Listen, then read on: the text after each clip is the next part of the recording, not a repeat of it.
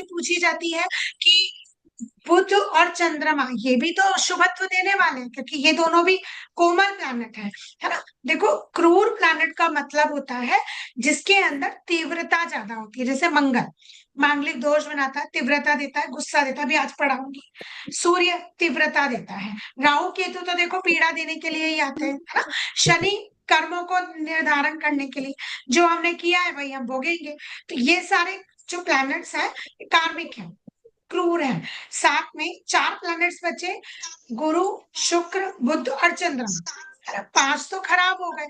चार जो प्लैनेट हैं उनमें से गुरु और शुक्र को मैं नैसर्गिक शुभ बताती हूँ।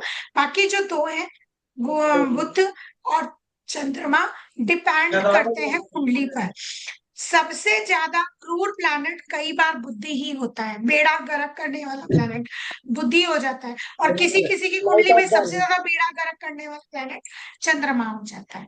तो इसलिए इन दोनों अच्छा। प्लैनेट को मैं नैसर्गिक शुभ नहीं मानती, क्योंकि जो प्लैनेट किसी कुंडली में बेड़ा गर्क कर सकता है तो वो नैसर्गिक शुभ नहीं हुआ ना।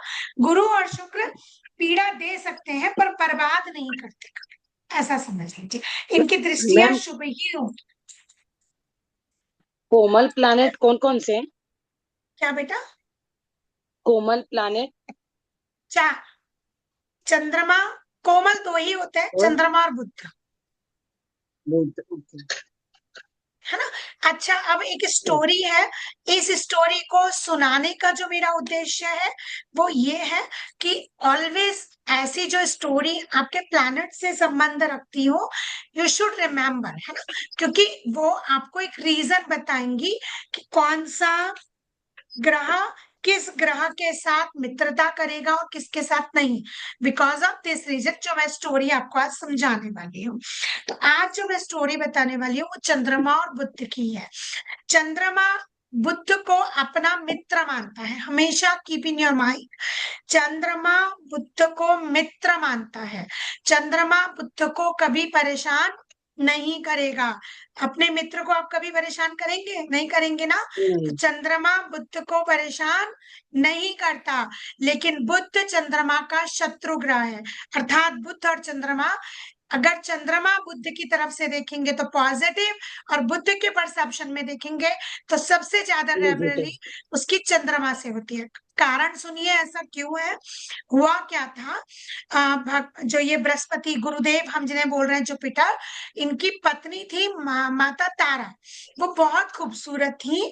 तो चंद्रमा का दिल उन पर आ गया था और चंद्रमा उन्हें रातों रात चुरा कर ले गए चंद्रलोक। उनके साथ विवाह नहीं किया, उनके साथ एक संतान उत्पत्ति की, उसका जो नाम पड़ा वो बुध पड़ा। तो चंद्रमा और तारा देवी की एक संतान हुई जो बुध कही गई। ठीक, ये जो बुध बुध का। प्लैनेट है, जो हम यस। यौन या बचपने को रिप्रेजेंट करते हैं, यौवनावस्था को, अर्थात ये बूढ़ा नहीं होता प्लैनेट कभी। तो बुध प्लैनेट हुआ। तो अब क्योंकि चंद्रमा की संतान है तो चंद्रमा बुध को हानि नहीं पहुंचाता, परंतु बुध के लिए वो उनके पिता नहीं है, चोरी की संतान है ना, माता चोरी से करके लाए थे, एक लीगल रिश्ता नहीं बनाया था। वो एक तरह से गुरु माता थी, बृहस्पति महाराज की बितनी पत्नी थी। वापस कर दिए गई माता तारा, और बृहस्पति महाराज ने तारा को अपना भी लिया। परंतु बुध चंद्रमा से इस बात से नाराज थे कि आपने मेरी माता के साथ गलत काम किया। तो इसलिए बुध और चंद्रमा की जब युति हम कभी कुंडली में पढ़ेंगे तो किस कौन सा अक्षांश या कौन सी डिग्री ज्यादा है उसके परसेप्शन में पढ़ेंगे। पर ये ऑलवेज याद रखना, चंद्रमा और बुध में चंद्रमा बुध को शत्रु नहीं मानता, लेकिन बुध चंद्रमा को परम बुध शत्रु चंद्रमा को मानता है। सफल। कारण मैंने आपको समझा दिया, कारण से याद रखोगे तो जल्दी याद रहेगा। ठीक, अब आज बात करेंगे, ये दो प्लैनेट्स हो गए, बाकी और कौन से प्लैनेट्स हैं जो एक दूसरे को शत्रु और मित्रवत व्यवहार करते हैं। क्योंकि यहाँ जो मित्रता है ये बहुत इंपॉर्टेंट होती है। कारण समझ लीजिए कि ये मैंने गलत पेन ले लिया। कारण समझ लीजिए, सपोज करिए पूजा और एकता जी में मित्रता है, और एकता जी ने कहा पूजा आप मेरे घर को देखभाल करते रहना, तो पूजा करेगी ना। उसके घर के अंदर किसी को घुसने नहीं देगी। ठीक। अब मान लीजिए एकता में और पूजा में शत्रुता है, तो अब अगर एकता के घर में कोई घुस रहा होगा तो पूजा शोर भी नहीं मचाएगी, अच्छा घुसे, अच्छा बढ़िया हो, चोरी भी हो जाए, डकैती भी बढ़ जाए, है ना? समझ रहे हो? मित्रता ऐसे ही ग्रहों में समझ लीजिए, ग्रह और राशियों में अगर मित्रता है तो ये एक दूसरे को रेस्पेक्ट देंगे, एक दूसरे को प्रोटेक्शन देंगे, एक दूसरे का पॉजिटिव इसकी रिजल्ट रक्षा देंगे। करेगी। लेकिन अगर नैसर्गिक शत्रुता है तो वही पूजा और एकता का रिश्ता याद रखना कि वो चाहेगा कि तुम बर्बाद हो जाओ। तुम्हारे घर में चोर घुसता हो तो डाकू मैं घुसा दूं, है ना? ताला वो तोड़ता हो तो मैं चाबी दे दूं, अरे भाई चाबी से खोल ले, मेरे पास पड़ी है ना? ऐसा वाला समझो रिश्ता। तो यही नैसर्गिक शत्रुता और मित्रता होती है। इसी ये को मैं कैसे पता चलता है बताती हूँ मैम? आप लोगों को। हाँ। ये कैसे क्या पता बोला? चलेगा कि शत्रुता उसके साथ है? ये यही कैसे यही पता लिखवा चलेगा? रही हूँ, ये मैं बता रही हूँ अच्छा, बेटा, लिखवा रही हूँ। ठीक है। कॉन्सेप्ट बस। समझाया अभी कि क्यों इंपॉर्टेंट है ना? देखो, सूर्य, चंद्र,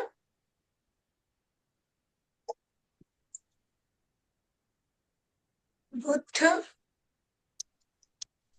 नहीं बुध नहीं, दीदी आप ये क्या बता रहे हैं? मैंने सॉरी लेट ज्वाइन किया अभी। हाँ कविता मैं बता रही हूँ, 9 प्लैनेट्स में कौन सा किसको अपना शत्रु मानता है, कौन किसको अपना मित्र मानता है, कौन किसके साथ कंफर्टेबल जोन में रहेगा, कौन किसके साथ अनकंफर्टेबल जोन में रहेगा। तो सूर्य, चंद्रमा, गुरु और मंगल, ये एक पार्ट हुआ। सूर्य चंद्रमा को खराब नहीं करता, चंद्रमा सूर्य को खराब नहीं करेगा, चंद्रमा गुरु को खराब नहीं करेगा, गुरु चंद्रमा को खराब नहीं करेगा, गुरु मंगल को खराब नहीं करेगा, मंगल गुरु। अर्थात ये चारों अगर एक दूसरे के साथ बैठे हैं या संबंध बना रहे हैं कहीं से भी, तो एक दूसरे को नुकसान नहीं नहीं पहुंचाएंगे, पहचानेंगे। Positive result. क्लियर? अर्थात ये क्या होगा, एक दूसरे के मित्र। मित्र। ठीक। अब एक लिस्ट इधर लिख लो, शुक्र, ये चारों मित्र शनि, है ना? हाँ ये ये चारों मित्र चारों है ना मैम? आपस में मित्र हैं, हाँ। हाँ। शुक्र, ओके। शनि और बुध और राहु, इन चारों का एक ग्रुप बना लीजिए। ग्रुप होते हैं ना जैसे ऐसे, शुक्र शनि यस। बुध और राहु, ये एक दूसरे के साथ अपने को कंफर्टेबल जोन में लेते हैं, तो ये मित्र है। अर्थात शुक्र शनि इकट्ठे होंगे, पॉजिटिव रिजल्ट। शनि बुध इकट्ठे होंगे, पॉजिटिव रिजल्ट। शनि राहु इकट्ठे होंगे, बहुत सारी चीजों में खराब करते हैं पर फिर भी मित्रवत होते हैं, नुकसान नहीं करते हैं ऐसे। तो ये चारों आपस में कहीं पर बैठे हो, कंजक्ट हो रहे हो, पॉजिटिव रिजल्ट देंगे। अब आप कहेंगे एक प्लैनेट कम किया मैम ने, केतु कहाँ गया? केतु किसी से दुश्मनी नहीं रखता, ना मित्रता रखता है ना शत्रुता। ये ऐसा समझ लो कि बीच में ना रहते हैं। मित्रों में गिना जाएगा ना शत्रुओं में, बिगाड़ेगा कुछ नहीं। जो उसका काम है, काटना है, मारना है, चीड़ा फाड़ी कराना है, जो भी उसके काम है वो करेगा, है ना? तो वो ऐसा नहीं है कि वो इसके साथ पॉजिटिव है कि इसके साथ निगेटिव है, नहीं। वो सूर्य के साथ वो अलग चीज है, पर इनके दोनों के साथ सेम व्यवहार करता है। बस प्रॉब्लम कहाँ आती है, केतु और राहु में। बेसिकली केतु ज्यादा करता है, केतु सूर्य और चंद्रमा, और राहु भी सूर्य और चंद्रमा, इन दोनों के परम शत्रु हैं। सबसे बड़े शत्रु सूर्य चंद्रमा के राहु केतु होते हैं। ये अगर पास में बैठे हैं, कहीं से युति कंजक्ट हो रहे हैं, तो सूर्य का सबसे बड़ा दुश्मन राहु केतु है, चंद्रमा का भी सबसे बड़ा दुश्मन राहु और केतु। होते हैं, सबसे ज्यादा प्रॉब्लमेटिक कॉम्बिनेशंस होते हैं, लाइफ में कहीं ना कहीं प्रॉब्लम्स क्रिएट करेंगे ही करेंगे। तो ये शत्रुवत व्यवहार करेंगे। इसकी कथा तो आई नो आप सब जानते हैं, फिर भी इन शॉर्टकट में बता देती हूँ कि जब समुद्र मंथन हुआ था तो अमृत निकला था, तो भगवान विष्णु मोहिनी का अवतार बनाकर आए थे और उन्होंने छल से जो अमृत था वो देवताओं को पिलाना प्रारंभ कर दिया और दैत्यों को काम वासना की तरह प्लीज चिढ़ाते म्यूट। रहते थे। और हाँ, मैम बैक से ना बहुत आवाज आ रहा है, प्लीज म्यूट सब कर लेंगे तो बेटर होगा। हाँ, मतलब मैं यहीं से कह देती हूँ।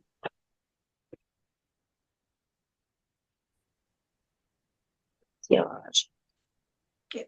तो इनका चुप क्या रहो। हुआ कि मोहिनी अवतार में, अभी ठीक है, तो मोहिनी अवतार में भगवान जब विष्णु जी सारा अमृत देवताओं को पिला रहे थे तो भानुदेव भानुदेव नाम का जो एक राक्षस था, वो उसको छल समझ में आ गया कि ये मोहिनी जो है ये कोई छल तो कर रही है, कि जब हमारे पास आती है तो मुद्राएं बनाती है और जब देवताओं के पास जाती है तो उनको अमृत पिलाती है, तो कुछ तो कारण है कि हमें बूंद नहीं टपका रही है। ये जाकर देवता बन के पीछे चिपके बैठ जाता है और मोहिनी से चुपचाप से एक बूंद अमृत पी लेता है। जैसे ही मुंह में अमृत डालता है, सूर्य और चंद्रमा जो अगल बगल बैठे थे वो पहचान जाते हैं और एकदम से विष्णु भगवान को कहते हैं कि ये राक्षस है, ये देव नहीं है। तो भगवान मोहिनी रूप को छोड़कर नारायण रूप में प्रकट होते हैं और अपने सुदर्शन से जो भानुदेव था उनकी गर्दन को काट देते हैं। अब क्योंकि भानुदेव ने 2 बूंद अमृत पी लिया था तो अमर हो चुका था, तो मरा नहीं, गर्दन कट गई तो ऊपर का हिस्सा अलग नीचे का हिस्सा अलग। तो राहु और केतु, तो ऊपर का जो धड़ है, ये ऊपर का हिस्सा जिसका इससे ऊपर का हिस्सा नहीं है, ये राहु हो गया और यहाँ से नीचे का जो हिस्सा है वो केतु देव बन गए और ये छाया बन गई, क्योंकि पिंड तो थे नहीं, एक राक्षस के 2 अंग हैं। तो ये क्या करते थे, जब भी सूर्य और चंद्रमा पर ग्रहण लगता है तो इन्हीं से लगता है, कुंडली में भी ग्रहण की स्थिति यही बनाते हैं। हम जब पितृ दोष में आपको सिखाऊंगी कि आपने पढ़ा होगा, हर कोई बताता है आपकी कुंडली में पितृ दोष है, आपकी कुंडली में पितृ कैसे आता है, तो वो राहु केतु से बनता है। और किसी भी प्लैनेट से पितृ दोष को हम कैलकुलेट नहीं करते, राहु और केतु पितृ दोष को कैलकुलेट करवाते हैं। अर्थात यही एक ऐसे राक्षस पिंड है जो हमें पितृ दोष लगाते हैं, दोष लगाते हैं, पूर्व जन्म के कर्मों का फल। केतु जहां बैठेगा, भी सीखेंगे हम आगे, केतु जहां बैठेगा आपको अपने आप बता देगा पूर्व जन्म में आपने क्या गलती करी थी, कहाँ गलती करी थी, और आप उस चीज को नहीं सुधारोगे तो पुनः वापस आओगे। राहु डिजायर्स होते हैं, तो राहु जहां बैठता है वहां हमारी भूख बंद पड़ जाती है। अब जैसे पहले भाव में बढ़ जाएगी तो ईगो की भूख बढ़ जाएगी। सेकेंड हाउस में अभी आज सिखाएंगे मैं कि कौन से भाव से क्या है। तो राहु जहां बैठता है डिजायर्स, इच्छाएं बढ़ा देता है। तो राहु और केतु को हम हमेशा कार्मिक ही मानते हैं, शुभ फल नहीं देते। केवल 1-2 जगह है जहाँ शुभत्व देते हैं, जैसे कि मैं आपको एट द एंड लास्ट दिन क्या हो गया? आपको अंबानी जी की कुंडली दिखाऊंगी और समझाऊंगी कि राहु का जो राजयोग है वो कैसे एक्टिवेट है, पर उसका बैड लक भी आपको समझाऊंगी, क्योंकि राहु कार्मिक है, राजयोग भले ही देगा पर बैड जरूर बचा देगा। ठीक है, तो नैसर्गिक मित्रता समझ में आ गई। अब शत्रुता समझ लीजिए, राहु केतु की शत्रुता आई थिंक आपको समझ में आ गई है। बाकी ये सब एक दूसरे के दुश्मन है। सूर्य से ये सारे दुश्मन है, चंद्रमा से ये सारे दुश्मन है एक्सेप्ट बुध, क्योंकि मैंने अभी आपको बताया कि चंद्रमा बुध को प्यार करता है, तो यहाँ पर यहाँ से परेशानी नहीं करता है, परंतु बाकी सारे जो प्लैनेट है इन सारों के दुश्मन है और ये सारे प्लैनेट इन सब के दुश्मन है। इसमें शुक्र सूर्य के साथ प्रॉब्लमेटिक हो जाता है, शनि सूर्य को आपने सुना ही है, बुध सूर्य के साथ प्रॉब्लम अस्त हो जाता है, अपने कारकत्व को खो देता है, राहु सूर्य के साथ प्रॉब्लम देता ही है। तो इट मीन्स ये जो 2 मैंने वर्गीकरण किया है ये आपस में तो मित्र हैं पर एक दूसरे के साथ राइवली है, दुश्मनी है, अच्छे रिजल्ट साथ बैठकर नहीं देते। ठीक, क्लियर हो गया? हाँ जी मैम। हाँ, बोलो बच्चे। मैम हाँ जी। ये हाँ सूर्य, बोला। चंद्र, गुरु और हाँ मंगल, ये इनके दुश्मन है चारों के। हाँ, ये जो हमने एक पोर्शन बनाया, ये चार मित्र हैं, ये चार आपस में मित्र हैं, हाँ और एक दूसरे के हाँ आपस में शत्रु हैं। हाँ, सामने सामने ना, हाँ ठीक है। सामने सामने शत्रु हैं। यस, ओके ठीक, मैम। तो अब आपको प्लैनेट्स क्लियर हो गए होंगे कि हमारा कौन सा प्लैनेट किसके यस, साथ मित्रता रख रहा है और किसके साथ शत्रुता है ना, ये याद रखना है। अब आगे आज हम बात करेंगे हम जो हम कुंडली बना रहे हैं, आज हम वापस से कुंडली बनाएंगे, और मैं आपको थोड़ा सा बड़ा बना के बताती हूँ ताकि मैं आपको क्लियरली इसके 12 भाव रहने दे, समझा सकूं। ठीक है ना।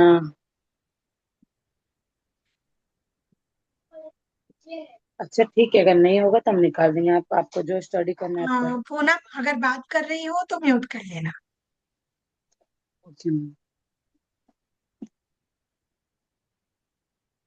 ठीक, देखिए, हमने कुंडली में सीखा था, ये वाला पार्ट फर्स्ट हाउस होता है, लग्ना होता है, और इसमें बैठी राशि हमें बताती है। अब समझिए, ये 12 भाव मुझे बताएंगे क्या, कोई ना कोई चीज तो बताएंगे। 12 की जरूरत क्या है, कुंडली में तो हम एक भाग से भी पता कर सकते थे हमारी जिंदगी में क्या चल रहा है, तो 12 भाव की जरूरत क्या थी, तो 12 भाव मुझे 12 चीजों के बारे में बताते हैं। लगना से शुरू करेंगे, अर्थात यहाँ मैं एक नंबर लिख रही हूँ, मतलब फर्स्ट हाउस। फर्स्ट हाउस का मतलब होता है me myself. Me myself, me myself का अर्थ हुआ मैं स्वयं, जिसकी कुंडली है उसके बारे में फर्स्ट हाउस बताएगा। मैं कैसी हूं, मेरा माथा कितना चौड़ा है, तो मेरा माथा यही बताएगा। ठीक, मेरे बाल कैसे होंगे, मेरे घने बाल होंगे, मेरे लंबे बाल होंगे, क्या होंगे, इट मीन्स ये माथा और ये वाला हिस्सा, ये फर्स्ट हाउस बताएगा। मेरा स्वभाव, इट मीन्स मैं गुस्सैल होंगी, मैं चंचलाक होंगी, मैं मैनिपुलेटिंग होगी, मैं सीधी सच्ची होंगी, मैं गोरी होंगी, मैं काली होंगी, मैं मोटी होंगी, नाटी होंगी, मैं कैसी होंगी, जैसा मेरा कद काठी स्वभाव, ये सब मुझे फर्स्ट हाउस, तो मैं भी यहां पर बड़ा करके लिख रही हूं, स्वभाव, कद काठी,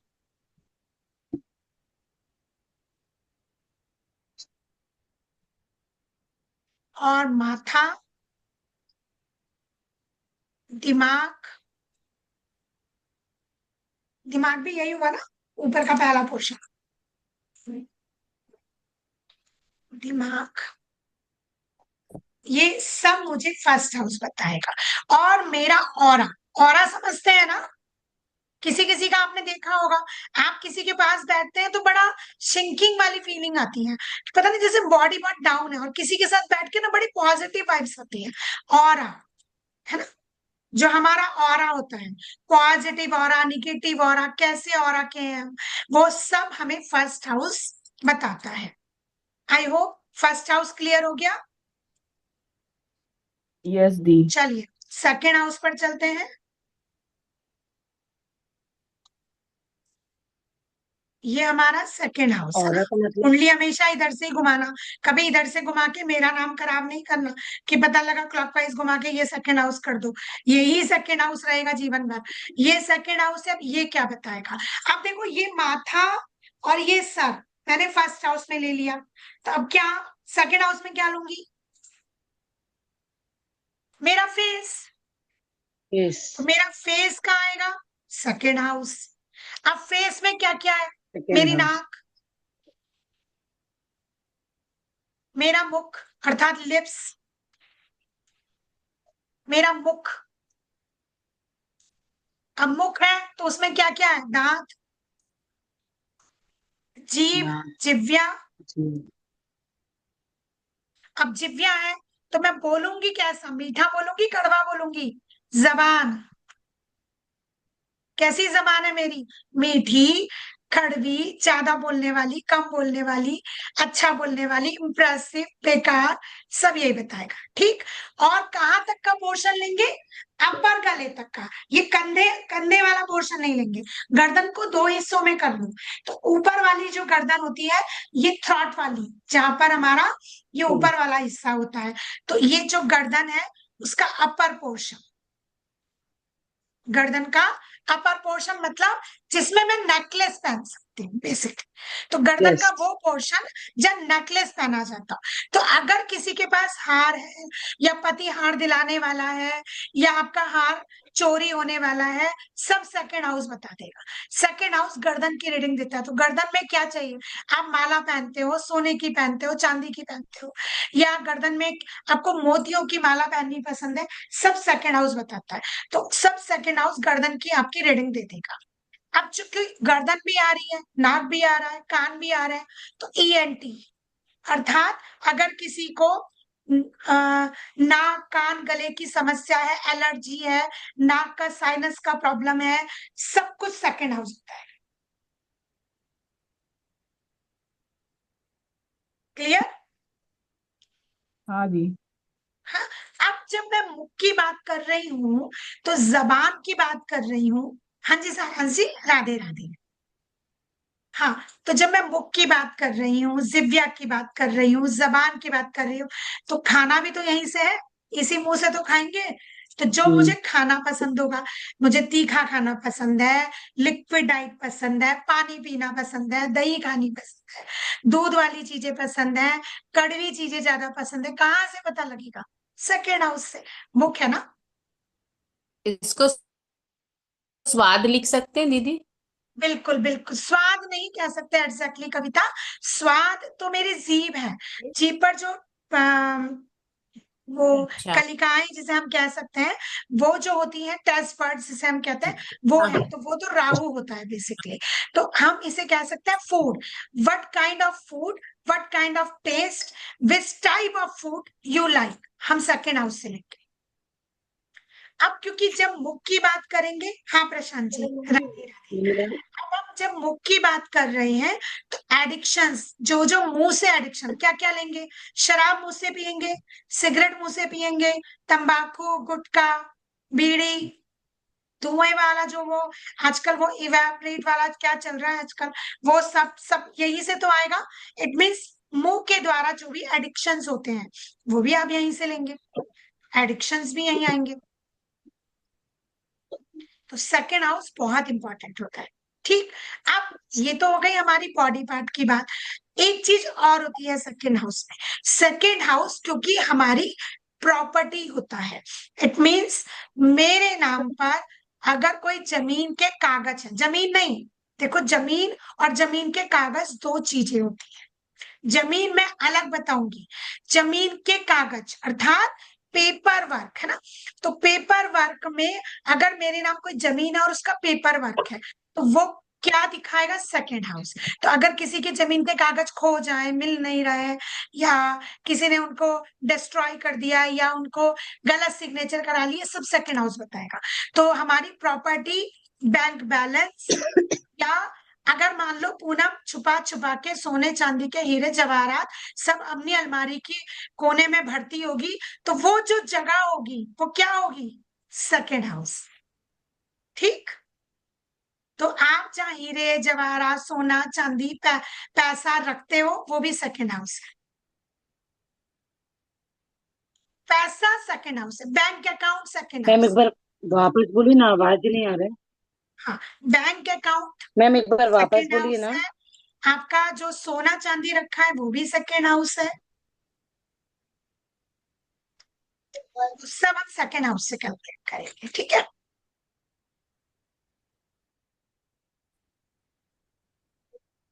second house I hope clear हो गया है। Now move to the third house. किसी को कहां पर नहीं समझ में आए साथ साथ पूछ लीजिएगा, बात का झंझट नहीं करेंगे, साथ साथ समझते जाइए, हम आगे मूव करते जाइए। चलिए, थर्ड हाउस ये वाला होगा, ये सेकंड था, ये थर्ड हाउस है, ये फर्स्ट था, ये थर्ड हाउस है। अब थर्ड हाउस से हमें क्या क्या पता लगेगा? सबसे पहले थर्ड हाउस मुझे बताता है मेरे छोटे भाई बहन, सिबलिंग्स। सिबलिंग्स, बड़ा भाई बड़ी बहन नहीं, मुझसे जो भी यंगर वन होंगे, दो थर्ड तीन हाउस चार जितने भी यंगर वन होंगे, वो भाई हो चाहे बहन हो, थर्ड हाउस रिप्रेजेंट करेगा। थर्ड हाउस सिबलिंग को रिप्रेजेंट करता है। नेबरहुड, आपके पड़ोसी कैसे होंगे, नेबरहुड, आपके पास पड़ोसी कैसे होंगे, आप कैसी गली में रहेंगे, सब थर्ड हाउस बताएगा। थर्ड हाउस और क्या बताएगा?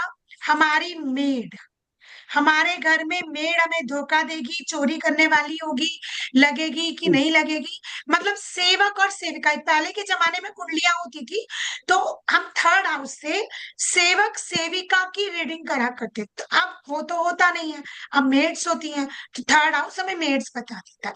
किसी को जैसे फुल डे मेड चाहिए होती है, पार्ट टाइम मेड चाहिए होती है, वो सब हम थर्ड हाउस से देखेंगे। थर्ड हाउस छोटी यात्राएं बताता है। छोटी यात्राओं का मतलब इंटर स्टेट आपकी हो गई, या जैसे कर्नाटक से बेंगलोर चले गए, या मुंबई आ गए, दो तीन सिटी के अंदर अंदर, दो तीन स्टेट के अंदर अंदर जो आपकी यात्राएं होती है, अर्थात इंटर स्टेट आपकी यात्राएं, छोटी यात्राएं बेसिकली ये दिखाता है। तो छोटी यात्राएं लिख लीजिए।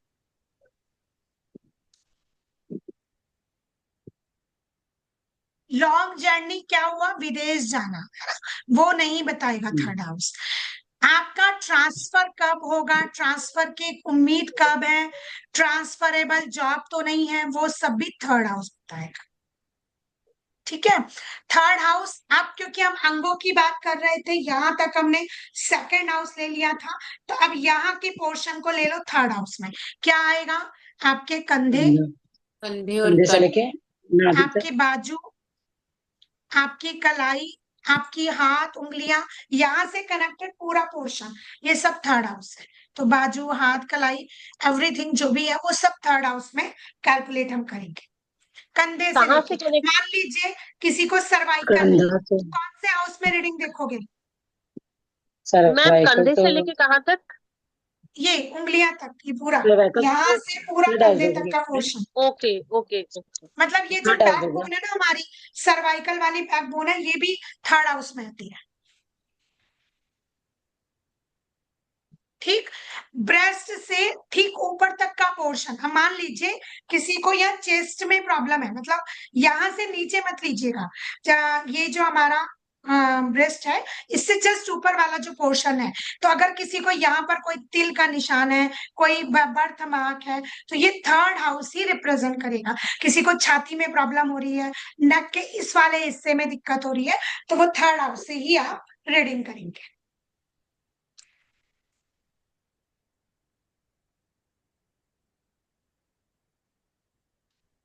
है ना? सर्वाइकल आपको थर्ड हाउस बताएगा।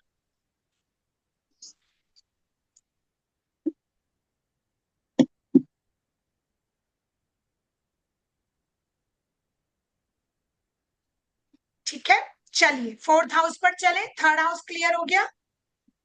हाँ जी। फोर्थ हाउस का मैं यहाँ 4 नंबर लिख रही हूँ, ये फोर्थ हाउस है, राशि मत लिखिएगा। चौथा, चौथा हाउस क्या बताएगा? सबसे पहले तो एक फीमेल के लिए माता। उसका ब्रेस्ट हो गया। माँ। अगर किसी माँ। को ब्रेस्ट कैंसर है, ब्रेस्ट में प्रॉब्लम्स है, फीडिंग प्रॉब्लम्स है, तो आप फोर्थ हाउस की रीडिंग करेंगे, पता लग जाएगा। ठीक। फोर्थ हाउस माँ है। अगर किसी को अपनी माँ की रीडिंग करनी है, यहाँ से हमने छोटे भाई बहन की, और अगर मुझे केवल अपनी माँ को देखना है, कि मान लीजिए कविता जी ने कहा कि दीदी मुझे अपनी मदर की रीडिंग करानी है, तो मैं कविता के चार्ट से उसके फोर्थ हाउस पर जो भी रीडिंग दूंगी, वो उसकी मदर की ही रीडिंग होगी। तो फोर्थ हाउस पूरी तरह से मदर को बिलोंग करता है, माँ की रीडिंग दे देता है। माँ कैसे स्वभाव की होगी, माँ की हेल्थ कैसी होगी, सब कुछ बता देगा फोर्थ हाउस। ब्रेस्ट आ गए, माँ आ गई, इसके बाद आ जाता है, अब यहां से नीचे लंग्स होते हैं, तो फोर्थ हाउस हमारे लंग्स भी बताता है। अब लंग्स में कैंसर हो, लंग्स में प्रॉब्लम हो, कफ कोल्ड, छाती में बहुत ज्यादा कफ होता है, कोल्ड होता है, बलगम बहुत बार बार बनता है, किसी को भी बार बार खांसी ज्यादा आती है, फोर्थ हाउस से पता लगेगा।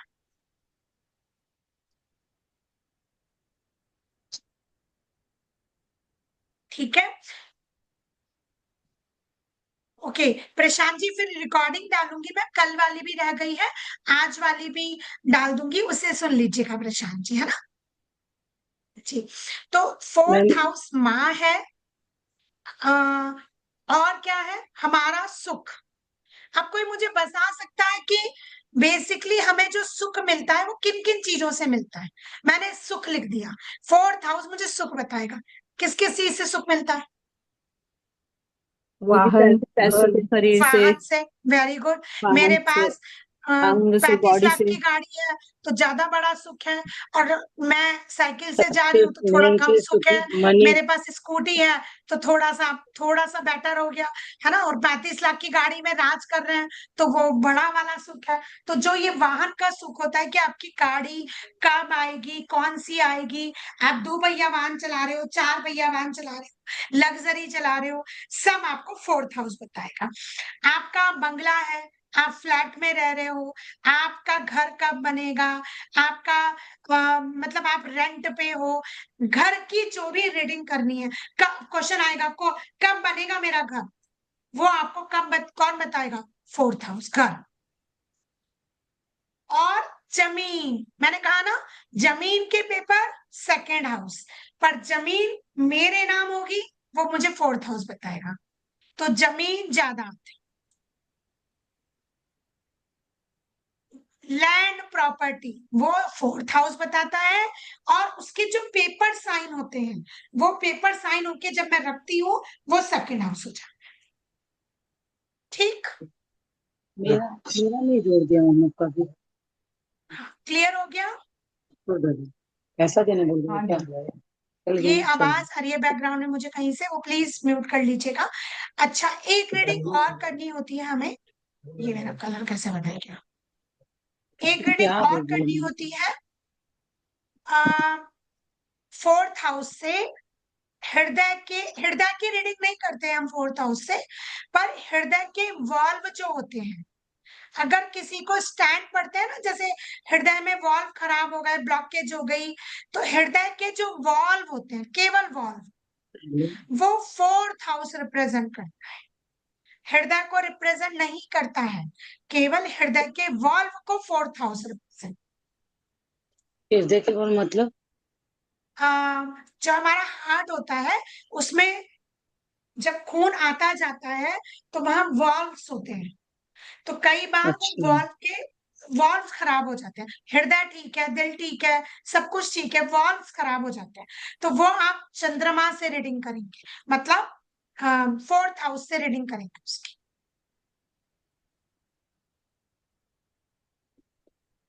मैम जैसे आपने बताया माँ का फोर्थ हाउस है, तो विद्या का भी कोई हाउस होगा? इसका, आपने बताया था हाँ, जैसे 10th हाउस। माता का फोर्थ हाउस है, नाइन्थ, 10th। नाइन्थ एक हाउस। एक करके आ रहे हैं पूनम, एक एक करके चलती जाओ, पूरी फैमिली यही आएगी बात। तुम जो रिश्ता बोलोगी वो इसी कुंडली में मिल जाएगा। यहाँ तक कि मेड तक तो मैं तुम्हें रिश्ता बता रही हूँ, मेड तक तो मैं तुम्हें कुंडली में समझा रही हूँ, रिश्ते छोड़ूंगी वाला है कि मेड नहीं नहीं आ रही है छोड़ेंगे, कि आप नहीं, मेरे को नहीं आ रही है कि नहीं आ रही है, छोड़ेंगे। मिलेगी कि नहीं मिलेगी वो भी बता रही है कुंडली, और तो क्या ही बात कर लो, अच्छा, है ना। चलो फोर्थ हाउस तक हो गया, अब चलो फिफ्थ हाउस पे है। ये पांचवा घर आपके है, पास आगे तक 5 नंबर कुंडली नहीं राशि चाहिए? का नहीं है, this is the fifth house. Fifth house से क्या रीडिंग करेंगे? सबसे पहले करते हैं दिल की रीडिंग। हमारा दिल 5वां घर है, और पता है आपको, हमारा दिल 5वां घर है, इसीलिए हमारी संतान की रीडिंग भी 5वां घर है, क्योंकि हर व्यक्ति का दिल उसकी संतान में ही बसता है। प्यार वो दुनिया से कर ले, पर हार्ट बीट एक संतान की एक्टिविटी से ही रुक जाती है ना। तो हार्ट की रीडिंग भी आप फिफ्थ हाउस से करेंगे। आपके बच्चों की रीडिंग, अब बच्चों में मान लीजिए 5 बच्चे हैं हमारे, तो पांचों बच्चों की रीडिंग तो नहीं करेंगे ना यहाँ से, पहले बच्चे की संतान, मतलब अर्थात आपका फर्स्ट चाइल्ड, आपका जो फर्स्ट चाइल्ड होगा उसकी रीडिंग हम 5th हाउस से करेंगे।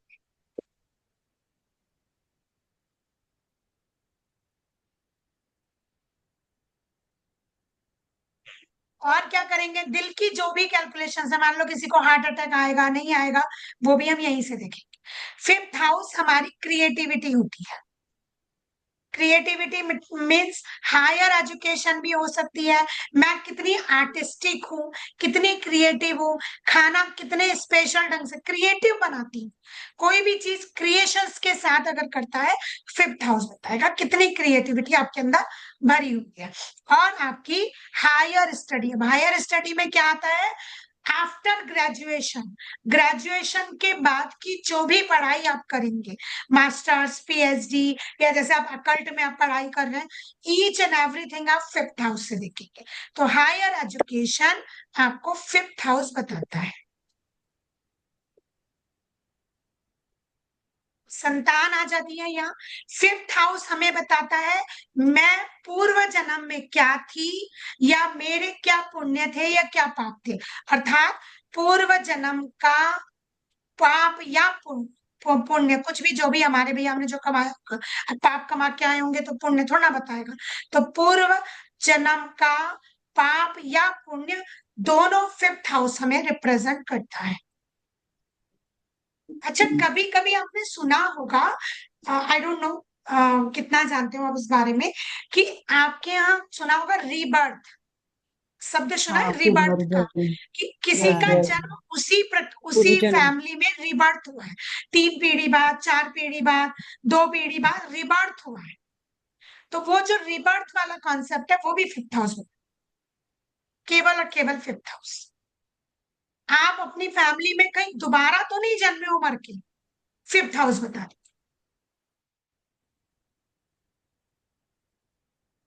और क्या बताएगा 5th हाउस, प्यार, मेरा अफेयर होगा, मुझे किसी से प्यार होगा, वो प्यार मेरा चलेगा कि नहीं चलेगा, लव अफेयर कितना सक्सेसफुल होगा, सब कुछ 5th हाउस बताएगा। पति के साथ मेरा दिल कितना मिलता है, बॉयफ्रेंड गर्लफ्रेंड के दिल कितने मिलते हैं, पहली नजर में प्यार होगा कि नहीं होगा, सब 5th हाउस बताएगा।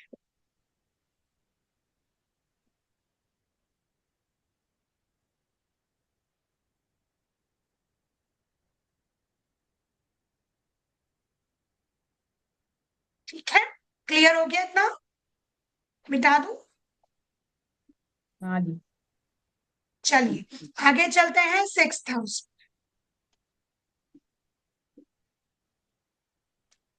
ये है छठा घर। अब ये इस कुंडली को अगर आप ध्यान से देखोगे तो पूरी कुंडली में ये बिल्कुल नीचे आता है, अधोतल आता है, अधोतल, अधोतल मतलब नीचे, जो चीज नीचे होती है उसे हम गड्ढा कहते हैं। तो 6 8 को, ये छठा घर और ये 8वां घर, हम इन्हें गड्ढा कहते हैं, गड्ढा, कुंडली का गड्ढा है ये। और गड्ढे का मतलब होता है प्रॉब्लमैटिक पार्ट,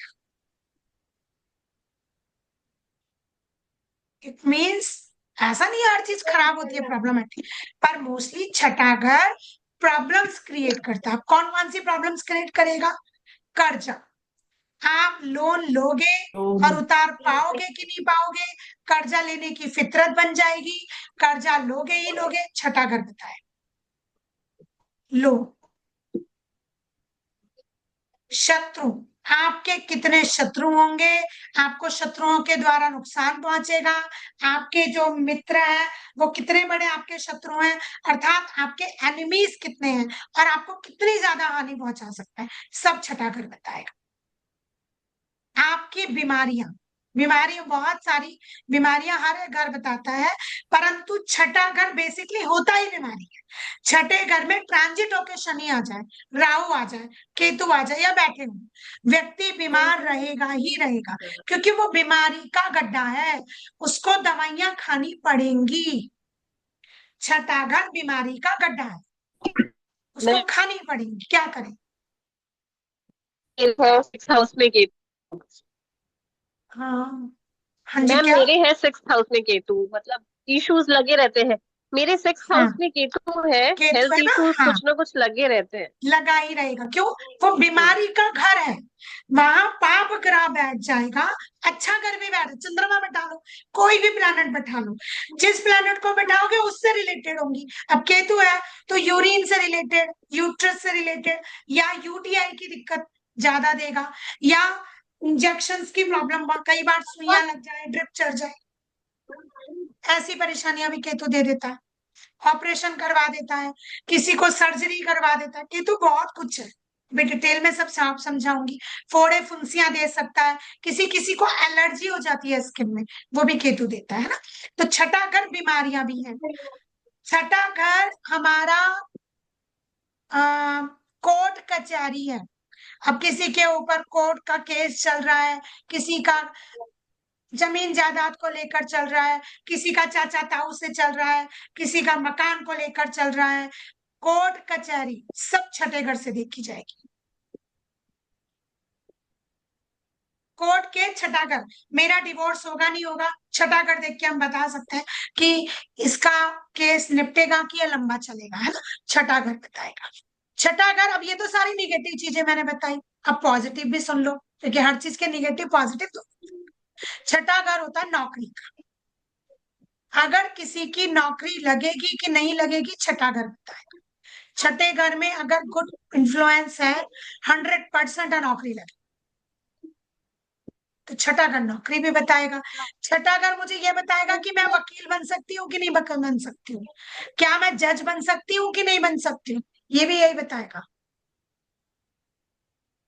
छठा घर और क्या बनाएगा? डॉक्टर। अब बोलो कि मैंने डॉक्टर क्यों बोला होगा, एनीवन, कोई ट्राई कर सकता है? कटिंग सर्जरी वगैरह आता है ना कि जब उसमें। बीमारी वहां है तो ठीक करने वाला भी तो वहीं से बनेगा। हम्म। जैसे कोर्ट कचहरी वहां है, तो जज और वकील भी तो वहीं से बनेंगे।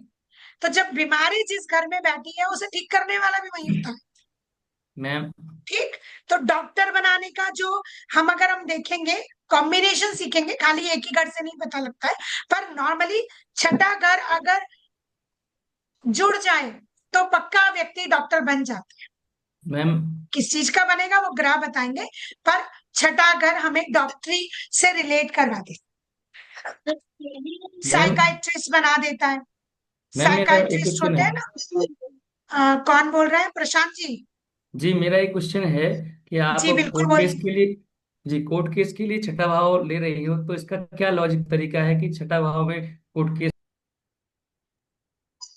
देखिए प्रशांत जी, इसमें लॉजिक नहीं है। जैसे मैंने कर्जा बताया, बीमारी बताई, ये गड्ढा है ना।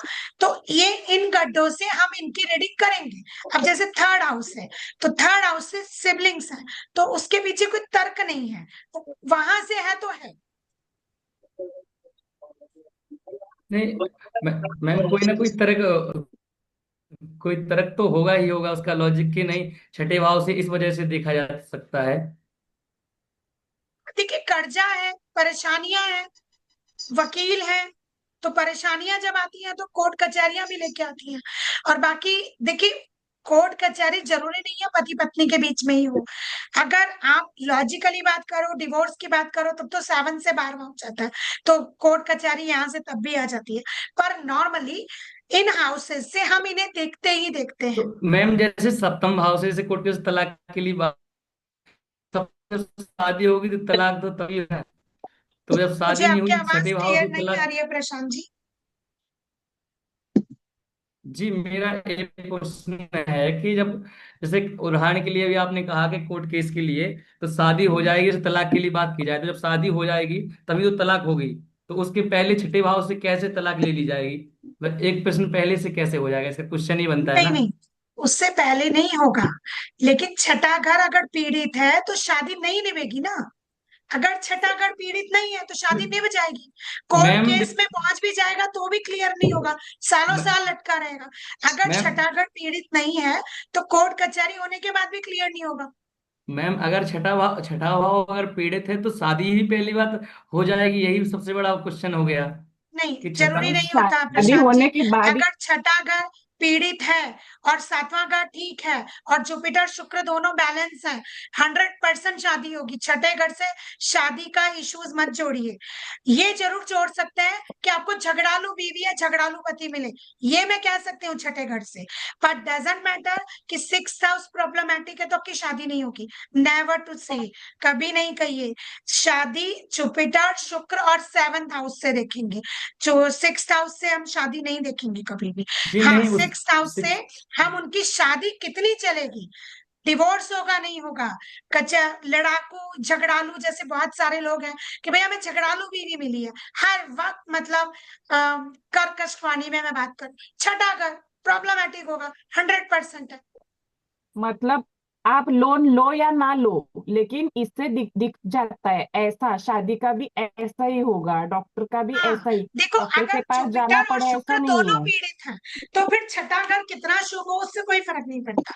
जो ग्रह जो काम करते हैं, जो भाव जो काम करते हैं वो वही करेंगे, तो है ना। क्या मैम, जुपिटर और शुक्र जो है वो अगर मजबूत होंगे, सप्तम भाव का स्वामी जो है वो पीड़ित होगा, तब भी शादी हो जाएगी क्या? मेरा क्वेश्चन ये है कि अगर सप्तम भाव का जो स्वामी होगा, सप्तम भाव पर जो राशि होगी, तो अगर वो भी प्रशांत जी पीड़ित हुआ पहली और बात, जुपिटर अच्छा पहली बात सुनिए, आपका जो क्वेश्चन है ना बाकी सबको समझ नहीं आएंगी। जब मैं जी इस टॉपिक पर आऊंगी आप ये वाला क्वेश्चन पूछना, चलिए, मैं आपको ओके ओके, डिटेल में समझा दूंगी। जी जी अभी ओके, आपके क्वेश्चन सबके दिमाग में तो आएंगे नहीं क्योंकि हम बहुत बेसिक जी से पढ़ रहे हैं। आपको इतना बेसिक आता है तो आप क्लास में ना आए क्योंकि आपको बेसिक आता है। आप जी टाइम मेरा खराब करेंगे क्योंकि अभी मुझे बिल्कुल बेसिक से शुरू करना है। तो अभी मैं जो सिखा रही हूँ वो बिल्कुल एबीसीडी वाली क्लास सिखा रही हूँ, ऐसा समझिए मैं बिल्कुल एलकेजी वाली क्लास में बैठा के समझा रही हूँ और आप मुझे प्रश्न कर रहे हैं 5th ओके क्लास का। तो ओके एलकेजी में ओके बैठा बच्चा 5th क्लास का क्वेश्चन नहीं समझेगा ना, तो उनको ओके क्या ओके लगेगा कि मैडम मुझे तो एबीसीडी भी नहीं आती अभी, है ना। ओके ओके ओके, थैंक जी यू। जी जी जी जी। ठीक, तो 6th हाउस हमने समझा। अभी जैसे बात हुई, छठा घर हमें ये भी बताता है कि हमारा पति या पत्नी का स्वभाव कैसा हो, है ना, कि झगड़ालू प्रवृत्ति के होंगे। या एक चीज और देखी है मैंने छठे घर में कि अगर कई बार छठा घर में कोई ग्रह का कॉम्बिनेशन, मैं अभी जब सिखाऊंगी तब प्रॉब्लम बताऊंगी, लेकिन ऐसा समझ लीजिए कई बार छठा घर ये भी बताता है कि जिनके साथ मेरी शादी होने वाली है वो अपने घर से है।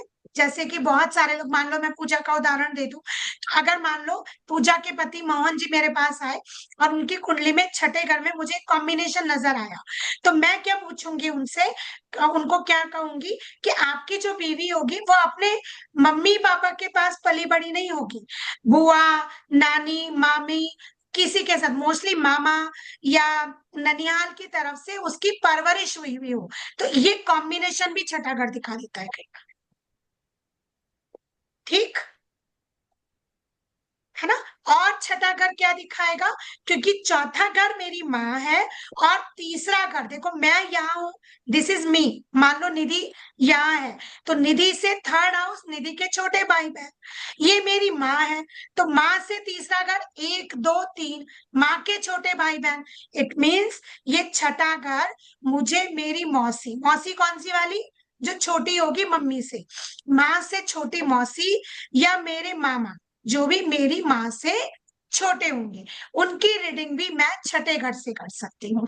इट मीन्स अगर कोई आपसे क्वेश्चन पूछता है कि मेरे मामा जी बीमार चल रहे हैं, तो आप अपनी ही कुंडली से अपने मामा जी के बारे में भी बता सकते हैं,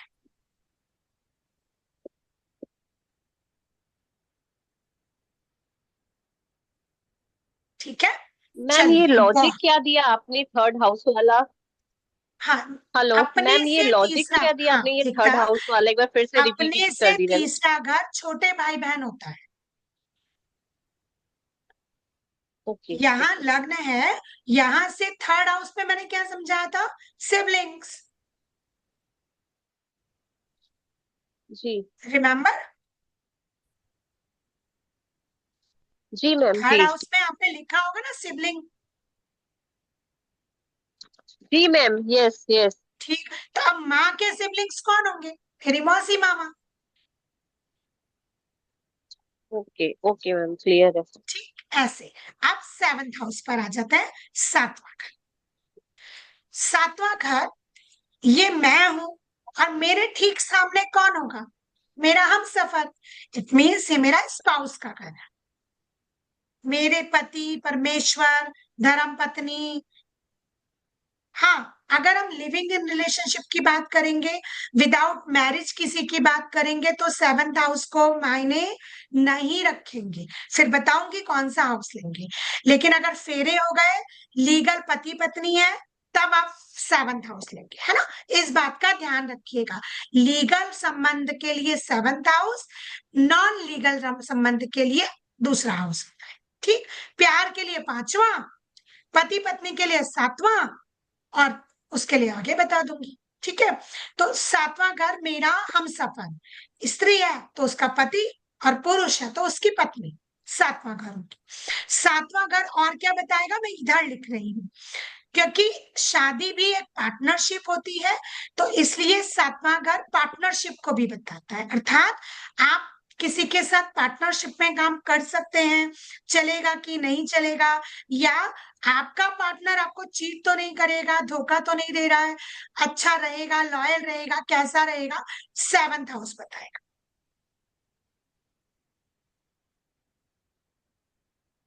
सेवंथ हाउस हवाई यात्राओं को भी बताता है।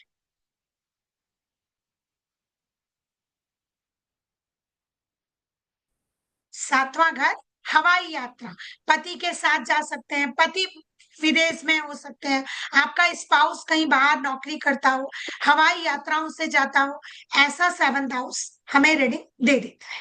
Seventh house. अब अगर हम रोग की बात, हाँ सॉरी, मैंने छठे घर में आपको अंग नहीं बताया, रह गया, तो अभी बताऊंगी, पहले सेवंथ को ही कंप्लीट कर देती हूँ। सेवंथ हाउस मुझे बताता है genetical parts, genital parts. It means अगर मेल में बात करें तो उनकी पेनिस हो गया, या उनके स्पर्म्स के लिए बात करेंगे, सब कुछ हमें सेवंथ हाउस बताएगा। और अगर मैं फीमेल की बात करूंगी तो यूट्रस, उसके ओवरीज, और उसका वजाइना, हम ये सारा जो है वो सेवंथ हाउस से लेंगे। एट्थ हाउस में भी आ जाती है बहुत सारी कैलकुलेशन, पर मोस्टली सेवंथ हाउस मुझे मेरा इंटरनेट स्टेबल नहीं हो रहा है, तो मैं फोन के से चला लेती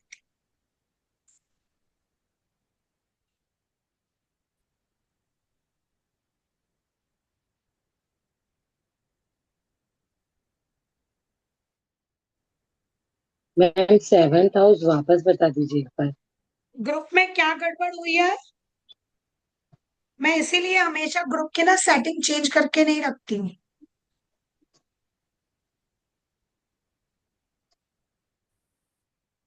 एक 118 मैसेज, हरे राम, ये किसने भेज दी है?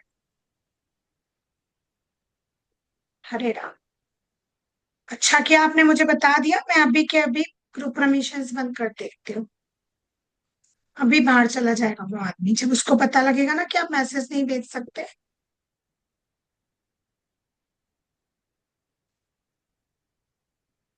ये ना पता नहीं कौन ही है। चलिए मैं बैठ कर डिलीट कर दूंगी सारे। Thank you Chitra ji. Block करने के लिए चित्रा जी अब कर ही नहीं पाएगा, मैंने मैसेज ही बंद कर दिए हैं। जरा आप चेक करिए ग्रुप में, आई थिंक अब मैसेज नहीं लिख सकते आप, और जब आप मैसेज नहीं लिख सकेंगे तो कुछ नहीं कर पाए।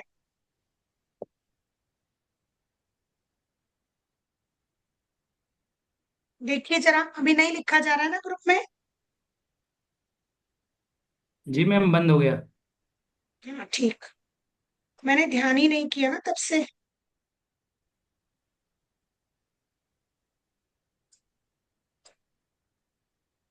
उसने खुद ही डिलीट कर दिया, नहीं? ओके, ठीक। चलिए अब हो गया म्यूट।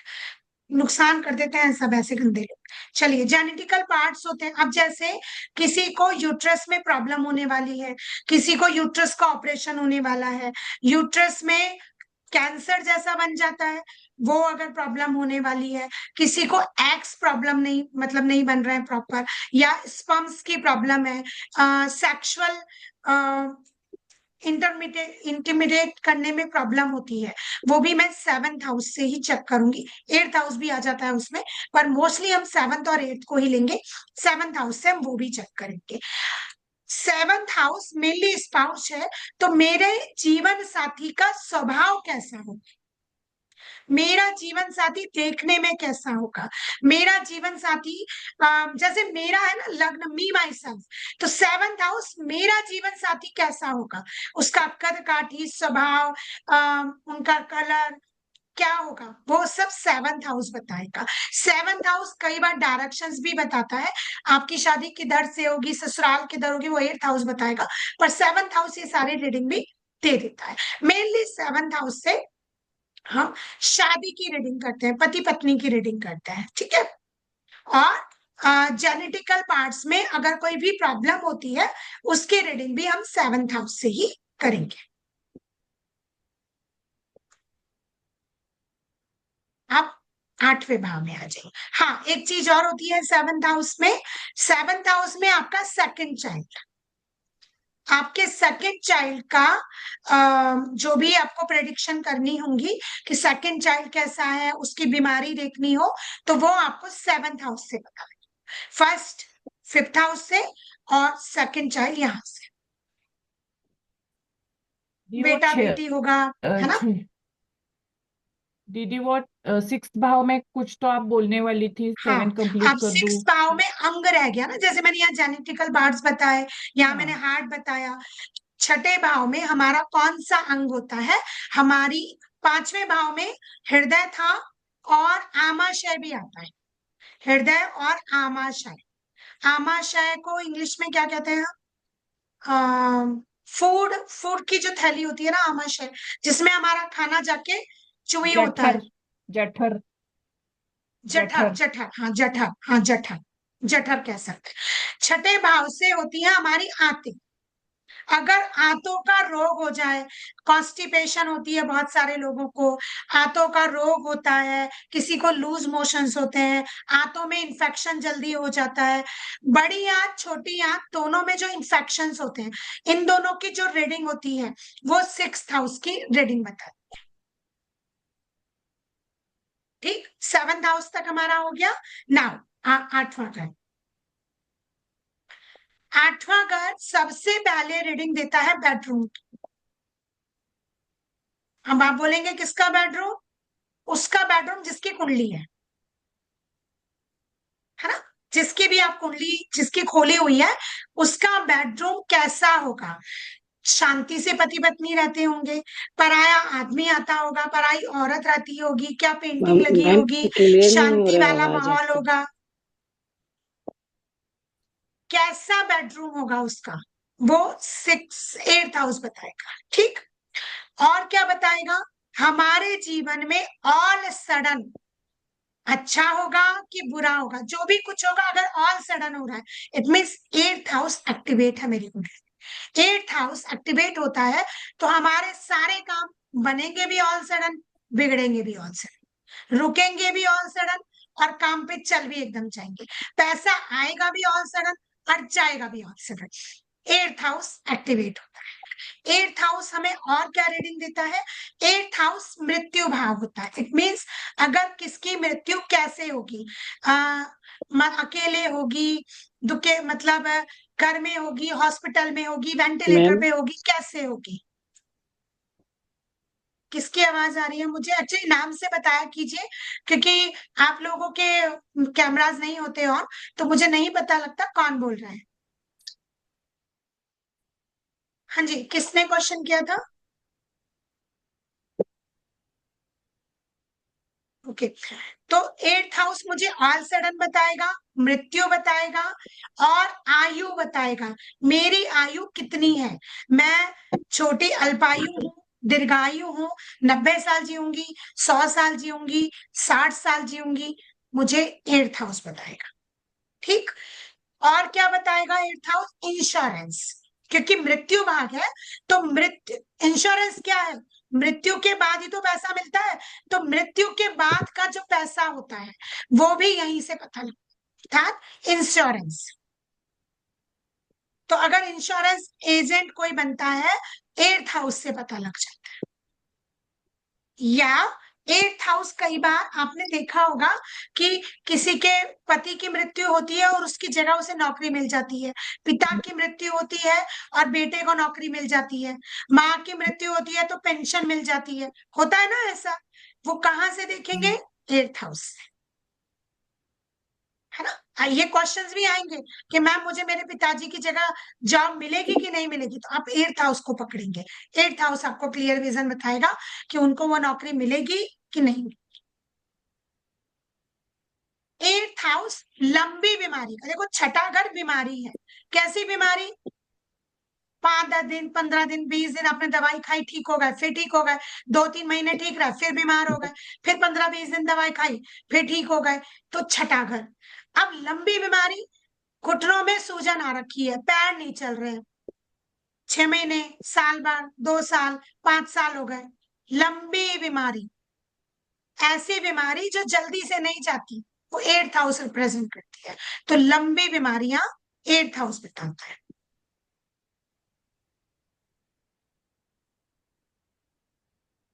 लंबी बीमारी, ठीक है। अब अगर अंगों में बात करें तो 8वां घर आपको बवासीर की, आपने नाम सुना है बवासीर की प्रॉब्लम, जिसे पाइल्स भी कहते हैं।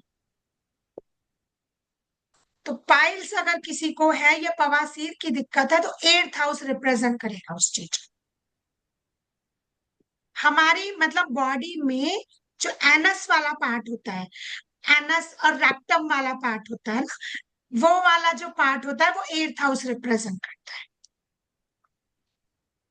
पेट में कीड़े हो जाते हैं ना बहुत सारे बच्चों को, तो आंतों में होते हैं ना, तो छठे घर से भी पता लग जाता है और 8वें घर से भी। अगर 8वां घर खराब होता है तो कई बार बच्चों के रेक्टम के साइड में वो चूने लगते हैं या कीड़े हो जाते हैं, पॉटी में कीड़े आते हैं, वो 8th हाउस बताता है।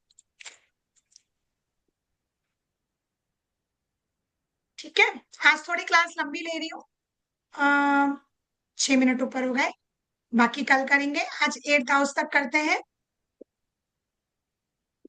आई होप 8 हाउस तक आपको क्लियर हो गया होगा।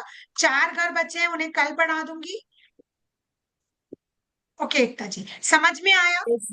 यस दीदी, क्लियर है। ये तो रिवीजन हो क्लियर गया हुआ? आज का, जो बताया था हाँ, आपने। है ना। और सबसे अच्छी बात है, एक ही व्यक्ति की कुंडली से हम कितना कुछ पढ़ते हैं, हम्म। है ना। कुंडली एक है और उसके बारे में कितनी चीजें पता लगती। ठीक है, चलो कल मिलते हैं क्लास में ठीक 8:30 बजे, और रिकॉर्डिंग में टैरो दोनों अभी डाल है दूंगी आज। हाँ, दी? नहीं नहीं नहीं, टैरो है क्लास? ना टैरो की Thursday Friday, Monday Thursday Friday, numerology की क्लास एक एक दिन छोड़ के है, मंडे वेडनेसडे और फ्राइडे, है ना। और ये वाली क्लास क्योंकि 10 ही दिन की है तो मैं एवरीडे ले रही हूँ। ठीक है, चल, राधे राधे, राधे राधे, खुश रहिए।